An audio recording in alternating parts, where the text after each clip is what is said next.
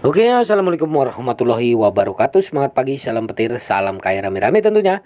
Oke kawan-kawan, berbagi informasi seputar P Network. Tetap jaga kesehatannya, tetap beraktivitas seperti biasa, dan tetap ikutin terus channel ini ya. Nah, dukung terus juga channel ini agar semakin semangat membagikan informasi-informasi menarik tentang perkembangan P Network ya khususnya.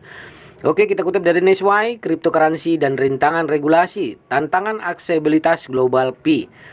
Cryptocurrency telah menguasai dunia, menjanjikan transaksi keuangan yang terdesentralisasi, aman, dan ya tanpa batas di antara mata uang digital yang muncul. Pi telah mendapatkan banyak perhatian untuk pendekatan inovatifnya terhadap penambangan dan tujuan ambisiusnya untuk menciptakan mata uang digital yang dapat diakses oleh semua orang. Namun, terlepas dari aspirasi globalnya, Pi Currency telah menghadapi tantangan dan batasan terkait aksesibilitas di negara dan wilayah tertentu. Yang pertama, peraturan pemerintah. Salah satu alasan utama pembatasan akses Pi cryptocurrency di berbagai negara adalah peraturan pemerintah yang berlaku tentang cryptocurrency. Cryptocurrency adalah konsep yang relatif baru dan banyak pemerintah masih bergulat dengan cara pengaturannya secara efektif. Kekhawatiran tentang pencucian uang, penghindaran pajak, dan perlindungan konsumen telah membuat beberapa negara mengambil pendekatan dengan hati-hati terhadap cryptocurrency, termasuk Pi Network ya. Di negara-negara di mana cryptocurrency diatur secara ketat atau langsung dilarang, tim pengembang Pi menghadapi hambatan yang signifikan dalam mengizinkan akses ke platformnya. Kepatuhan terhadap undang-undang dan peraturan setempat dapat menjadi rumit dan memakan waktu, sehingga sulit untuk menawarkan Pi kepada pengguna di wilayah tersebut. Nah, yang ketiga, kurangnya infrastruktur internet. Faktor lain yang membatasi aksesibilitas Pi adalah ketersediaan dan kualitas infrastruktur internet di negara atau wilayah tertentu untuk penambangan dan berinteraksi dengan Pi ya. Maksudnya bertransaksi dengan Pi.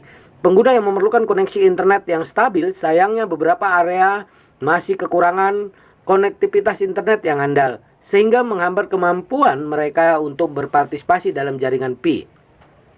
Bahkan di negara-negara dengan jangkauan internet yang relatif baik, akses kemungkinan dibatasi di daerah perkotaan. Meninggalkan komunitas pedesaan dengan akses terbatas atau tidak ada sama sekali di ke Pi cryptocurrency, kesenjangan digital ini menimbulkan tantangan yang signifikan terhadap adopsi Pi secara luas di wilayah ini. Nah, yang kelima, perhatian pada keamanan. Pi cryptocurrency mengutamakan keamanan untuk melindungi penggunanya dan transaksinya. Namun beberapa negara atau wilayah mungkin memiliki insiden kejahatan dunia maya, peretasan atau aktivitas penipuan yang lebih tinggi terkait mata uang kripto. Untuk melindungi pengguna dan reputasinya, tim pengembang Pi dapat memutuskan untuk membatasi akses dari area ini hingga tindakan keamanan yang memadai diterapkan. Nah, yang keenam, ke peraturan keuangan. Peraturan keuangan juga memainkan peran penting dalam menentukan aksesibilitas Pi di berbagai negara. Misalnya beberapa negara memiliki kontrol ketat terhadap arus keluar modal, sehingga menyulitkan penduduk untuk berinvestasi atau memperdagangkan mata uang kripto seperti Pi. Kepatuhan terhadap peraturan ini memerlukan sumber daya tambahan dan dukungan hukum yang mungkin tidak dapat dilakukan oleh tim pengembang Pi di setiap wilayah terbatas. Nah, selanjutnya, hambatan budaya dan sosial. Faktor budaya dan sosial juga dapat berkontribusi pada pembatasan akses Pi cryptocurrency. Di beberapa wilayah mungkin ada kurangnya kesadaran atau pemahaman tentang cryptocurrency yang menyebabkan skeptisisme atau ketidakpercayaan di antara calon pengguna. Selain itu, norma dan nilai budaya mungkin berbenturan dengan prinsip desentralisasi dan anonimitas yang ditawarkan oleh cryptocurrency seperti Pi. Nah, ketegangan geopolitik. Ketegangan geopolitik dan sanksi internasional dapat semakin memperumit aksesibilitas Pi di wilayah tertentu.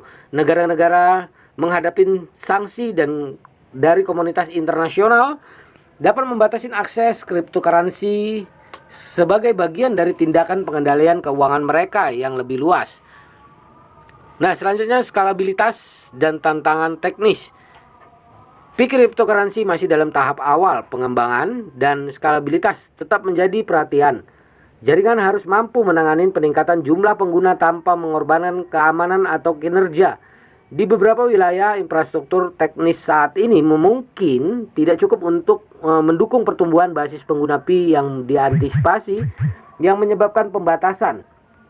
Sementara cryptocurrency bertujuan untuk menciptakan mata uang digital yang terdesentralisasi dan inklusif, yang dapat diakses oleh semua orang, ya, menghadapi berbagai tantangan dalam hal aksesibilitas di negara dan wilayah tertentu.